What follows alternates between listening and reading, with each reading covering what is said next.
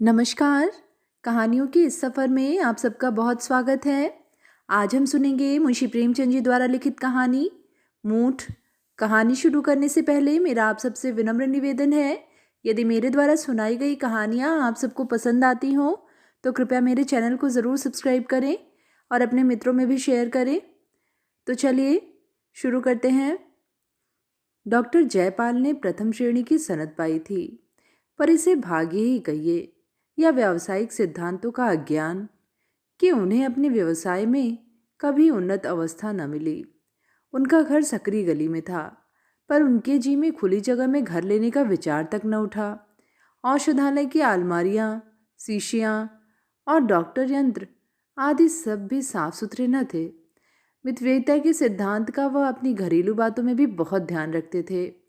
लड़का जवान हो गया था, पर अभी उसकी शिक्षा का प्रश्न सामने न आया था।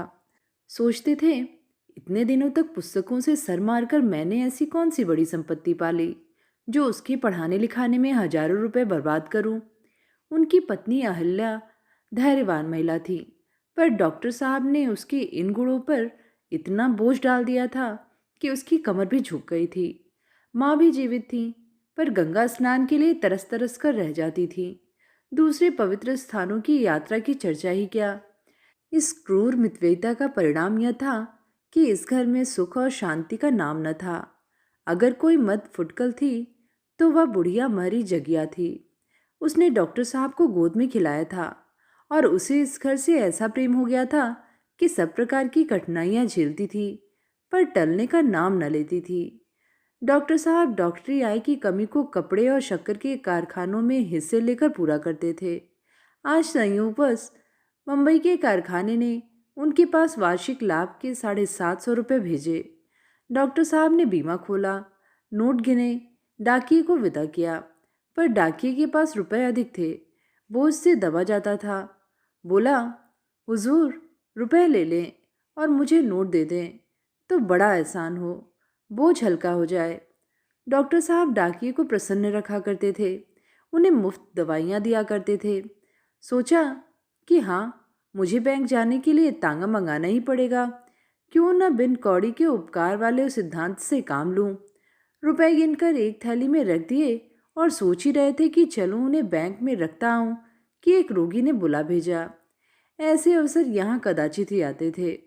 यद्यपि डॉक्टर साहब को बक्स पर भरोसा न था, पर विवश होकर थैली बक्स में रखी और रोगी को देखने चले गए। वहां से लौटे तो 3 बज चुके थे। बैंक बंद हो गया था। आज रुपए किसी तरह जमा न हो सकते थे। प्रतिदिन की भांति औषधालय में बैठ गए। 8 बजे रात को जब घर के भीतर जाने लगे तो थैली को घर ले जाने के लिए बक्स से निकाला। थैली कुछ हल्की जान पड़ी। तत्काल उसे दवाइयों के तराजू पर तौली।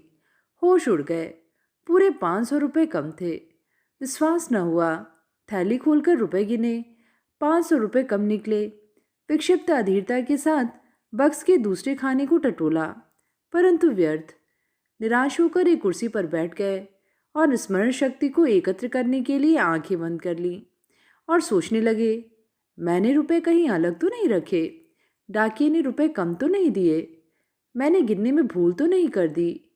मैंने 25-25 रुपए की गट्ठियां लगाई थी, पूरे 30 गट्ठियां थी। खूब याद है, मैंने एक एक गट्ठी गिनकर थैली में रखी। स्मरण शक्ति मुझे धोखा नहीं दे सकती। सब मुझे ठीक ठीक याद है। बक्स का ताला भी बंद कर दिया था। किंतु अब समझ में आ गया, कुंजी मेज पर ही छोड़ दी। जल्दी के मारे उसे जेब में रखना भूल गया। वह अभी तक मेज पर पड़ी है। बस यही बात है, कुंजी जेब में डालने की याद नहीं रही। परंतु ले कौन गया? बाहर दरवाजे बंद थे। घर में धरे रुपए पैसे कोई छूता नहीं। आज तक कभी ऐसा अवसर नहीं आया। अवश्य यह किसी बाहरी आदमी का काम है। हो सकता है कि कोई दरवाजा खुला रह गया हो, कोई दवा लेने आया हो, कुंजी मेज पर पड़ी देखी हो और बक्स खोलकर रुपए निकाल लिए हों। इसी से मैं रुपए नहीं लिया करता। कौन ठिकाना डाकिए की ही करतूत हो। बहुत संभव है उसने मुझे बक्स में थैली रखते देखा था। रुपए जमा हो जाते तो मेरे पास पूरे 1000 रुपए हो जाते। ब्याज जोड़ने में सरलता होती। क्या करूं? पुलिस को खबर दूं? व्यर्थ बैठे बिठाए उलझन मोल लेनी है। टोले भर के आदमियों के दरवाजे पर भीड़ होगी। 10-5 आदमियों को गालियां खानी पड़ेंगी और फल कुछ नहीं। तो क्या धीरज धर कर बैठ जाऊं? कैसे धीरज धरूं? यह कोई सेतमेत मिला धन तो था नहीं। हराम की कौड़ी होती तो समझता कि जैसे आई वैसे गई। यहाँ एक एक पैसा अपने पसीने का है। मैं जो इतनी मितव्ययिता से रहता हूँ, इतने कष्ट से रहता हूँ, कंजूस प्रसिद्ध हूँ, घर के आवश्यक व्यय में भी काट छाट करता हूँ। क्या इसीलिए कि किसी उचक्के के लिए मनोरंजन का सामान जुटाऊं? मुझे रेशम से घृणा नहीं, न मेवे ही अरुचिकर हैं, न अजड़ का रोग है कि मलाई खाऊं और अपच हो जाए, न आंखों में दृष्टि कम है कि थिएटर और सिनेमा का आनंद न उठा सकूं। मैं सब ओर से अपने मन को मारे रहता हूँ, इसलिए तो कि मेरे पास 4 पैसे हो जाएं, काम करने पर किसी के आगे हाथ फैलाना न पड़े, कुछ जायदाद ले सकूं और नहीं तो अच्छा घर ही बनवा लूं। पर इस मन मारने का यह फल, गाढ़े परिश्रम के रुपए लुट जाएं। अन्याय है कि मैं यूं दिन दहाड़े लुट जाऊं और उस दुष्ट का बाल भी टेढ़ा ना हो। उसके घर दिवाली हो रही होगी, आनंद मनाया जा रहा होगा, सब के सब बंगले बजा रहे होंगे। डॉक्टर साहब बदला लेने के लिए व्याकुल हो गए। मैंने कभी किसी फकीर को, किसी साधु को दरवाजे पर खड़ा नहीं होने दिया। अनेक बार चाहने पर भी मैंने कभी मित्रों को अपने यहाँ निमंत्रित नहीं किया। कुटुंबियों और संबंधियों से सदा बचता रहा। क्या इसलिए? उसका पता लग जाता तो मैं एक विषैली सुई से उसके जीवन का अंत कर देता। किंतु कोई उपाय नहीं। जुलाहे का गुस्सा दाढ़ी पर। गुप्त पुलिस वाले भी बस नाम ही के हैं, पता लगाने की योग्यता नहीं। उनकी सारी अक्ल राजनीतिक व्याख्यानों और झूठी रिपोर्टों के लिखने में समाप्त हो जाती है। किसी मेस्मेरिज्म जानने वाले के पास चलूं, वह इस उलझन को सुलझा सकता है। सुनता हूँ यूरोप और अमेरिका में बहुधा चोरियों का पता इसी उपाय से लग जाता है। पर यहाँ ऐसा मेस्मरिज्म का पंडित कौन है? और फिर मेस्मरिज्म के उत्तर सदा विश्वसनीय नहीं होते। ज्योतिषियों के समान वे भी अनुमान और अटकल के अनंत सागर में डुबकियां लगाते रहते हैं। कुछ लोग नाम भी तो निकालते हैं। मैंने कभी उन कहानियों पर विश्वास नहीं किया, परंतु कुछ न कुछ इसमें तत्व है अवश्य। नहीं तो इस प्रकृति उपासना के युग में इनका अस्तित्व ही न रहता। आजकल के विद्वान भी तो आत्मिक बल का लोहा मानते हैं। पर मान लो किसी ने नाम बतला ही दिया, तो मेरे हाथ में बदला चुकाने का कौन सा उपाय है? अंतर्ज्ञान साक्षी का काम नहीं कर सकते। एक क्षण के लिए मेरे जी को शांति मिल जाने के सिवाय और इनसे क्या लाभ है? हाँ, खूब याद आया। नदी की ओर जाते हुए वह जो एक ओझा बैठता है, उसके कर्तव्य की कहानियां प्रायः सुनने में आती हैं। सुनता हूँ गए हुए धन का पता बतला देता है, रोगियों को बात की बात में चंगा कर देता है, चोरी के माल का पता लगा देता है, मूठ चलाता है। मूठ की बड़ी बड़ी सुनी है। मूठ चली और चोर के मुंह से रक्त जारी। जब तक वह माल न लौटा दे, रक्त बंद नहीं होता। या निशाना बैठ जाए तो मेरी हार्दिक इच्छा पूरी हो जाए, मुंह मांगा फल पाऊंगा। रुपए भी मिल जाए, चोर को शिक्षा भी मिल जाए। उसके यहाँ सदा लोगों की भीड़ लगी रहती है। इसमें कुछ कर्तव्य ना होता तो इतने लोग क्यों जमा होते? उसकी मुखाकृति से एक प्रतिभा बरसती है। आजकल के शिक्षित लोगों को तो इन बातों का विश्वास नहीं है, पर नीच और मूर्ख मंडली में उसका बहुत चर्चा है। भूत प्रेत आदि की कहानियां प्रतिदिन ही सुना करता हूँ। क्यों ना उसी ओझा के पास चलूं? मान लो कोई लाभ ना हुआ तो हानि ही क्या हो जाएगी? जहाँ 500 गए, 2-4 रुपए का खून और सही। यह समय भी अच्छा है, भीड़ कम होगी, चलना चाहिए। जी में यह निश्चय करके डॉक्टर साहब उस ओझे के घर की ओर चले। जाड़े की रात थी, 9 बज गए थे। रास्ता लगभग बंद हो गया था। कभी कभी घरों से रामायण की ध्वनि कानों में आ रही थी। कुछ देर के बाद बिल्कुल सन्नाटा हो गया। रास्ते के दोनों ओर हरे भरे खेत थे। सियारों का हुआना सुन पड़ते थे। जान पड़ता है इनका दल कहीं पास ही में है। डॉक्टर साहब को प्रायः दूर से इनका सुरीला स्वर सुनने का सौभाग्य हुआ था, पास से सुनने का नहीं। इस समय इस सन्नाटे में और इतने पास से उनका चीखना सुनकर उन्हें डर लगा। कई बार अपनी छड़ी धरती पर पटकी, पैर धमधमाए। सियार बड़े डरपोक होते हैं, आदमी के पास नहीं आते। पर फिर संदेह हुआ, कहीं इनमें कोई पागल हो तो उसका काटा तो बचता ही नहीं। यह संदेह होते ही कीटाणु बैक्टीरिया, पॉस्टियार इंस्टीट्यूट और कसौली की याद उनके मस्तिष्क में चक्कर काटने लगी। वह जल्दी जल्दी पैर बढ़ाए चले जाते थे। एकाएक जी में विचार उठा, कहीं मेरे ही घर में किसी ने रुपए उठा लिए हों तो। वे तत्काल ठिठक गए, पर एक ही क्षण में उन्होंने इसका भी निर्णय कर लिया। क्या हर्ज है, घर वालों को तो और भी कड़ा दंड मिलना चाहिए। चोर की मेरे साथ सहानुभूति नहीं हो सकती, पर घर वालों की सहानुभूति का मैं अधिकारी हूँ। उन्हें जानना चाहिए कि मैं जो कुछ करता हूँ उन्हीं के लिए करता हूँ। रात दिन मरता हूँ तो उन्हीं के लिए मरता हूँ। यदि इस पर भी वे मुझे यूं धोखा देने के लिए तैयार हों तो उनसे अधिक कृतज्ञ, उनसे अधिक अकृतज्ञ, उनसे अधिक निर्दय और कौन होगा। उन्हें और भी कड़ा दंड मिलना चाहिए, इतना कड़ा, इतना शिक्षाप्रद कि फिर कभी किसी को ऐसा करने का साहस ना हो। अंत में वे ओझे के घर के पास जा पहुंचे। लोगों की भीड़ न थी। उन्हें बड़ा संतोष हुआ। हाँ, उनकी चाल कुछ धीमी पड़ गई। फिर जी में सोचा, कहीं यह सब ढकोसला ही ढकोसला हो तो व्यर्थ लज्जित होना पड़े। जो सुने मूर्ख बनाए। कदाचित ओझा ही मुझे तुच्छ बुद्धि समझे। पर अब तो आ गया, यह तजुर्बा भी हो जाए, और कुछ न होगा तो जांच ही सही। ओझा का नाम बुद्धू था। लोग चौधरी कहते थे। जाति का चमार था। छोटा सा घर, और वह भी गंदा। छप्पर इतनी नीची थी कि झुकने में भी सिर में टक्कर लगने का डर लगता था। दरवाजे पर एक नीम का पेड़ था, उसके नीचे एक चौरा। नीम के पेड़ पर एक झंडी लहराती रहती थी। चौरा पर मिट्टी के सैकड़ों हाथी सिंदूर से रंगे हुए खड़े थे। कई लोहे के नोकदार त्रिशूल भी खड़े थे, जो मानो इन मंदगति हाथियों के लिए अंकुश का काम दे रहे थे। 10 बजे थे। बुद्धि चौधरी, जो एक काले रंग का तुंदिला और रौबदार आदमी था, एक फटे हुए टाट पर बैठा नारियल पी रहा था। बोतल और गिलास भी सामने रखे हुए थे। बुद्धू ने डॉक्टर साहब को देखकर तुरंत बोतल छिपा दी और नीचे उतरकर सलाम किया। घर से एक बुढ़िया ने मोढ़ा लाकर उनके लिए रख दिया। डॉक्टर साहब ने कुछ झेपते हुए सारी घटना सुनाई। बुद्धू ने कहा, हुजूर, यह कौन बड़ा काम है। अभी इसी इतवार को दारोगा जी की घड़ी चोरी गई थी। बहुत कुछ तहकीकात की, पता न चला। मुझे बुलाया। मैंने बात की बात में पता लगा दिया। 5 रुपए इनाम दिए। कल की बात है। जमादार साहब की घोड़ी खो गई थी। चारों तरफ दौड़ते फिरते थे। मैंने ऐसा पता लगा दिया कि घोड़ी चरती हुई मिल गई। इसी विद्या की बदौलत हुजूर हुक्काम सभी मानते हैं। डॉक्टर को दारोगा और जमादार की चर्चा न रुचि। इन सब गंवारों की आंखों में जो कुछ है वह दरोगा और जमींदार ही है। बोले, मैं केवल चोरी का पता लगाना नहीं चाहता, मैं चोर को सजा देना भी चाहता हूँ। बुद्धू ने एक क्षण के लिए आंखें बंद की, जब मुहाइयाँ ली, चुटकियाँ बजाईं और फिर कहा, यह घर ही के किसी आदमी का काम है। डॉक्टर, कुछ परवाह नहीं, कोई हो। बुढ़िया, पीछे से कोई बात बने या बिगड़ेगी तो हुजूर हम ही को बुरा कहेंगे। डॉक्टर, इसकी तुम कुछ चिंता न करो, मैंने खूब सोच विचार लिया है।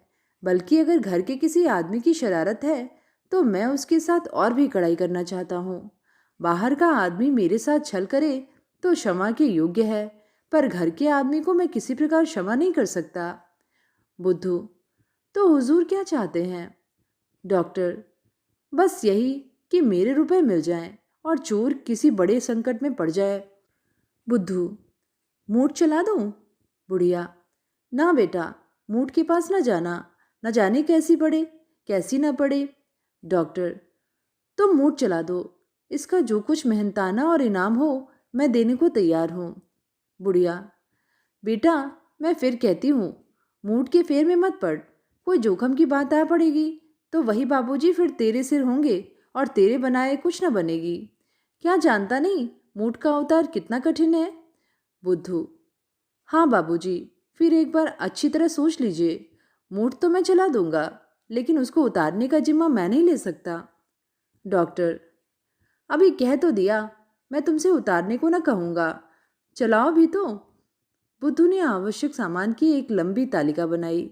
डॉक्टर साहब ने सामान की अपेक्षा रुपए देना अधिक उचित समझा। बुद्धू राजी हो गया।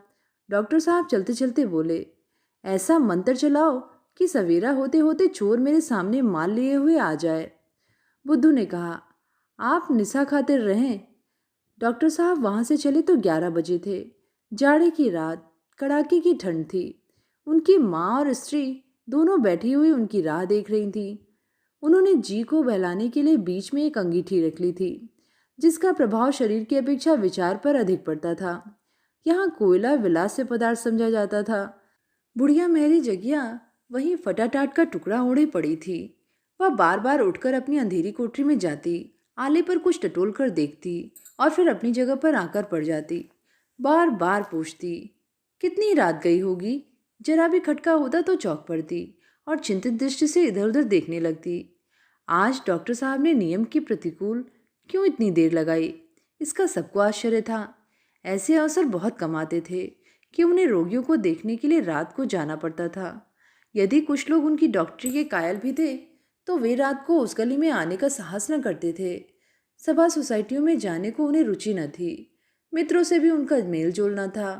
माँ ने कहा, जाने कहाँ चला गया। खाना बिल्कुल पानी हो गया। अहल्या, आदमी जाता है तो कह जाता है आधी रात से ऊपर हो गई। माँ, कोई ऐसी ही अटक हो गई होगी, नहीं तो वह कब घर से बाहर निकलता है। अहल्या, मैं तो अब सोने जाती हूँ, उनका जब जी चाहे आए, कोई सारी रात बैठा पहरा देगा। यही बातें हो रही थी कि डॉक्टर साहब घर आ पहुंचे। अहल्या समझ बैठी। जगिया उठकर खड़ी हो गई और उनकी ओर सहमी हुई आंखों से ताकने लगी। माँ ने पूछा, आज कहाँ इतनी देर लगा दी। डॉक्टर, तुम लोग तो सुख से बैठी हो ना, हमें देर हो गई इसकी तुम्हें क्या चिंता। जाओ सुख से सो। इन ऊपरी दिखावटी बातों से मैं धोखे में नहीं आता। अवसर पाओ तो गला काट लो, इस पर चली हो बात बनाने। माँ ने दुखी होकर कहा, बेटा ऐसी जी दुखाने वाली बातें क्यों करते हो। घर में तुम्हारा कौन बैरी है जो तुम्हारा बुरा चितेगा। डॉक्टर, मैं किसी को अपना मित्र नहीं समझता। सभी मेरे बैरी हैं, मेरे प्राणों के ग्राहक। नहीं तो क्या आंख ओझल होते ही मेरी मेज से 500 रुपये उड़ जाए। दरवाजा बाहर से बंद थे, कोई गैर आया नहीं, रुपए रखते ही उड़ गए। जो लोग इस तरह मेरा गला काटने पर उतारू हों, उन्हें क्यों करके अपना समझूंगा। मैंने खूब पता लगा लिया है। अभी एक ओझे के पास से चला आ रहा हूँ। उसने साफ कह दिया कि घर के ही किसी आदमी का काम है। अच्छी बात है, जैसी करनी वैसी भरनी। मैं भी बता दूंगा कि मैं अपने बैरियों का शुभचिंतक नहीं हूँ। यदि बाहर का आदमी होता तो कदाचित मैं जाने भी देता, पर जब घर के आदमी जिनके लिए रात दिन चक्की पीसता हूँ मेरे साथ ऐसा छल करें तो वे इसी योग्य हैं कि उनके साथ जरा भी रियायत न की जाए। देखना सवेरे तक चोर की क्या दशा होती है। मैंने ओझे से मूठ चलाने को कह दिया है। मूठ चली और उधर चोर के प्राण संकट में पड़े। जगिया घबरा कर बोली, भैया मूठ में जान जोखम है। डॉक्टर, चोर की यही सजा है। जगिया, किस ओझे ने चलाया है। डॉक्टर, बुद्धू चौधरी ने। जगिया, अरे राम, उसकी मूठ का तो उतार ही नहीं है। डॉक्टर अपने कमरे में चले गए तो माँ ने कहा, सोम का धन शैतान खाता है। 500 रुपया कोई मुंह मार कर ले गया, इतने में तो मेरे सातों धाम हो जाते। अहल्ला, कंगन के लिए बरसों से झीक रही हूँ, अच्छा हुआ मेरी आह पड़ी है। माँ, भला घर में उसके रुपए कौन लेगा। अहल्या, किवाड़ खुले होंगे, कोई बाहरी आदमी उड़ा ले गया होगा। माँ, उसको विश्वास क्यों कर आ गया कि घर ही के किसी आदमी ने रुपए चुराए हैं। अहल्या, रुपए का लोभ आदमी को शक्की बना देता है। रात को 1 बजा था। डॉक्टर जयपाल भयानक स्वप्न देख रहे थे। एकाएक अहल्या ने आकर कहा, जरा चलकर देखिए जगिया का क्या हाल हो रहा है। जान पड़ता है जी बैठ गई है, कुछ बोलती ही नहीं, आंखें पथरा गई हैं। डॉक्टर चौंक कर उठ बैठे। एक क्षण तक इधर उधर ताकते रहे, मानो सोच रहे थे यह भी स्वप्न तो नहीं। तब बोले, क्या कहा, जगिया को क्या हो गया। अहिल्या ने फिर जगिया का हाल कहा।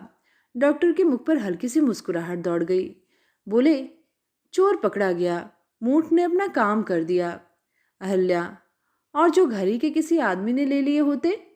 डॉक्टर, तो उसकी भी यही दशा होती, सदा के लिए सीख जाता। अहिल्या, 500 रुपये के पीछे प्राण ले लेते। डॉक्टर, 500 रुपये के लिए नहीं, आवश्यक पड़े तो 5000 रुपये खर्च कर सकता हूँ, केवल छल कपट का दंड देने के लिए। अहल्या, बड़े निर्दयी हो। डॉक्टर, तुम्हें सिर से पैर तक सोने से लाद दूँ तो मुझे भलाई का पुतला समझने लगो। क्यों? खेद है कि मैं तुमसे यह सनद नहीं ले सकता। यह कहते हुए वह जग्या की कोठरी में गए। उनकी हालत उससे कहीं अधिक खराब थी जो अहल्या ने बताई थी। मुख पर मुर्दनी छाई हुई थी, हाथ पैर अकड़ गए थे, नाड़ी का पता न था। उसकी माँ उसे होश में लाने के लिए बार बार उसके मुंह पर पानी के छींटे दे रही थी। डॉक्टर ने यह हालत देखी तो होश उड़ गए। उन्हें अपने उपाय की सफलता पर प्रसन्न होना चाहिए था। जग्या ने रुपए चुराए, इसके लिए अब अधिक प्रमाण की आवश्यकता न थी, परंतु मूठ इतनी जल्दी प्रभाव डालने वाली और घातक वस्तु है, इसका उन्हें अनुमान भी न था। वे चोर को एड़ियां रगड़ते, पीड़ा से कराते और तड़पते देखना चाहते थे। बदला लेने की इच्छा आशातीत सफल हो रही थी, परंतु वहां नमक की अधिकता थी जो कौर को मुंह के भीतर धंसने नहीं देती। यह दुखमय दृश्य देखकर प्रसन्न होने के बदले उनके हृदय पर चोट लगी। रोब में हम अपनी निर्दयता और कठोरता का भ्रममूलक अनुमान कर लिया करते हैं। प्रत्यक्ष घटना विचार से कहीं अधिक प्रभावशालिनी होती है। रणस्थल का विचार कितना कवित्वमय है, युद्धावेश का काव्य कितनी गर्मी उत्पन्न करने वाला है। परंतु कुचले हुए शव के कटे हुए अंग प्रत्यंग देखकर कौन मनुष्य है जिसे रोमांच न हो आवे। दया मनुष्य का स्वाभाविक गुण है। इसके अतिरिक्त इसका उन्हें अनुमान न था कि जग्या जैसी दुर्बल आत्मा मेरे रोष पर बलिदान होगी। वह समझते थे मेरे बदले का वार किसी सजीव मनुष्य पर होगा। यहाँ तक कि वे अपनी स्त्री और लड़के को भी इस वार के योग्य समझते थे।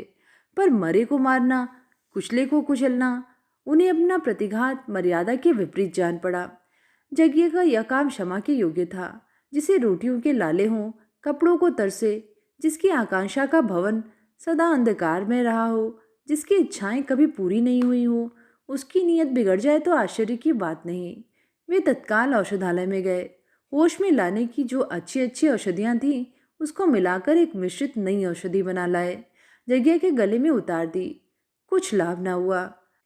तब विद्युत यंत्र ले आए और उसकी सहायता से जग्या को होश में लाने का यत्न करने लगे। थोड़ी ही देर में जग्या की आंखें खुल गईं। उसने सहमी हुई दृष्टि से डॉक्टर को देखा, जैसे लड़का अपने अध्यापक की छड़ी की ओर देखता है। उखड़े हुए स्वर में बोली, हाय राम, कलेजा फूका जाता है।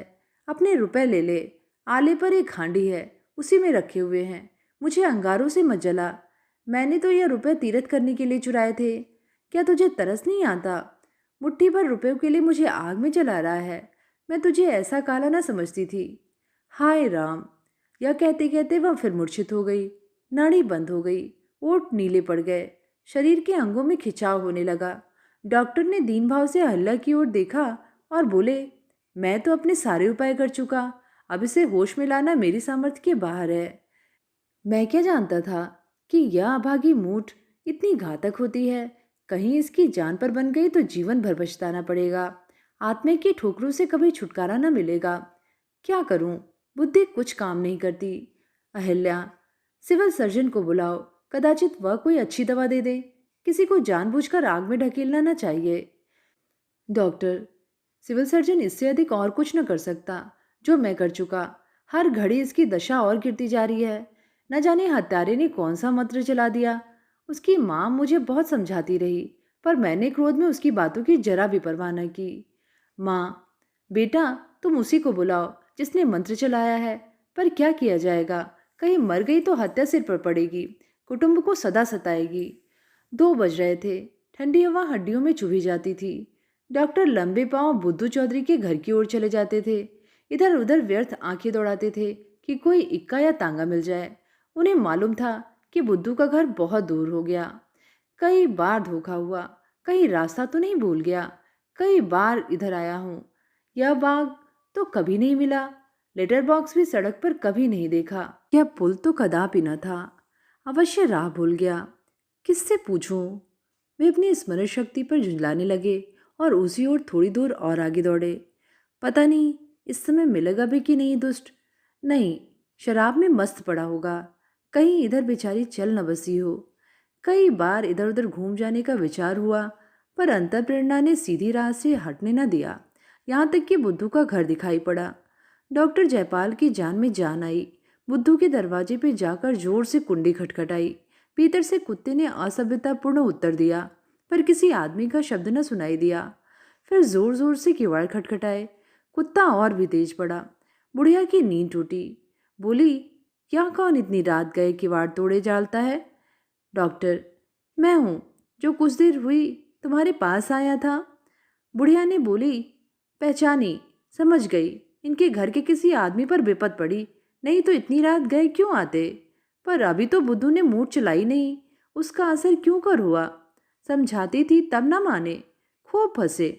उठकर कुप्पी जलाई और उसे लिए बाहर निकली। डॉक्टर साहब ने पूछा, बुद्धू चौधरी सो रहे हैं, जरा उन्हें जगा दो।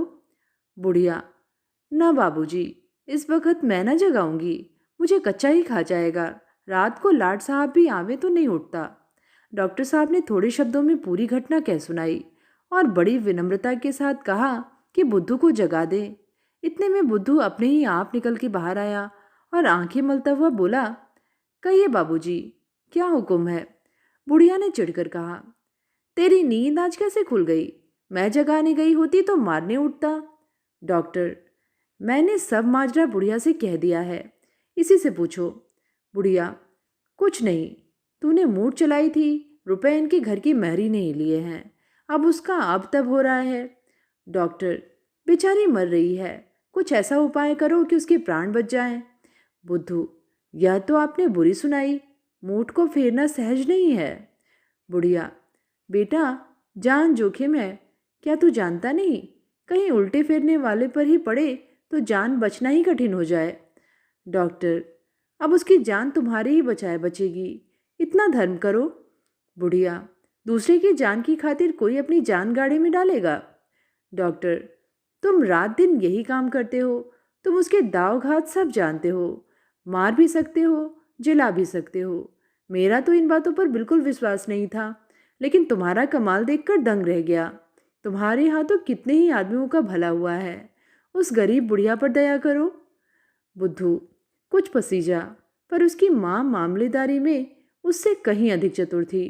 डरी, कहीं यह नरम होकर मामला बिगाड़ न दे। उसने बुद्धू को कुछ कहने का अवसर न दिया। बोली, या तो सब ठीक है, पर हमारे भी बाल बच्चे हैं, ना जाने कैसी पड़े कैसी ना पड़े, वह हमारे सिर आवेगी ना।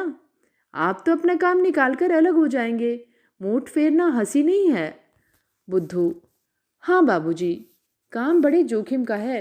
डॉक्टर, काम जोखिम का है तो मुफ्त तो नहीं करवाना चाहता। बुढ़िया, आप बहुत देंगे, 150 रुपये देंगे, इतने में हम कै दिन तक खाएंगे। मूठ फेरना सांप के बिल में हाथ डालना है, आग में कूदना है, भगवान की ऐसी ही निगाह हो तो जान बचती है। डॉक्टर, तो माता जी, मैं तुमसे बाहर तो नहीं होता हूँ, जो कुछ तुम्हारी मर्जी हो वह कहो, मुझे तो उस गरीब की जान बचानी है। यहाँ बातों में देर हो रही है, वहाँ मालूम नहीं उसका क्या हाल होगा। बुढ़िया, देर तो आप ही कर रहे हैं, आप बात पक्की कर दें तो यह आपके साथ चला जाए। आपकी खातिर यह जोखिम अपने से ले लेता है, दूसरा होता तो झट इनकार कर जाता। आपके मुलाहजे में पड़कर जानबूझकर जहर पी रही हूँ। डॉक्टर साहब को एक क्षण एक वर्ष जान पड़ रहा था। बुद्धू को उसी समय अपने साथ ले जाना चाहते थे। कहीं उसका दम निकल गया तो यह जाकर क्या करेगा। उस समय उसकी आंखों में रुपए का कोई मूल्य न था।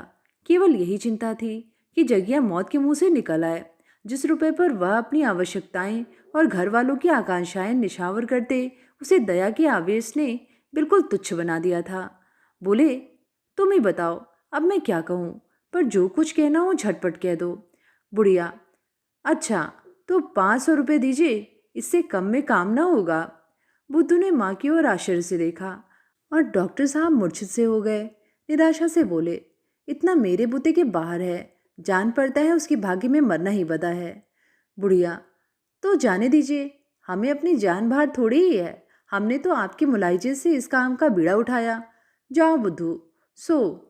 डॉक्टर, बूढ़ी माता, इतनी निर्दयता न करो, आदमी का काम आदमी से निकलता है। बुद्धू, नहीं बाबूजी, मैं हर तरह से आपका काम करने को तैयार हूँ। इसने 500 कहे, आप कुछ कम कर दीजिए।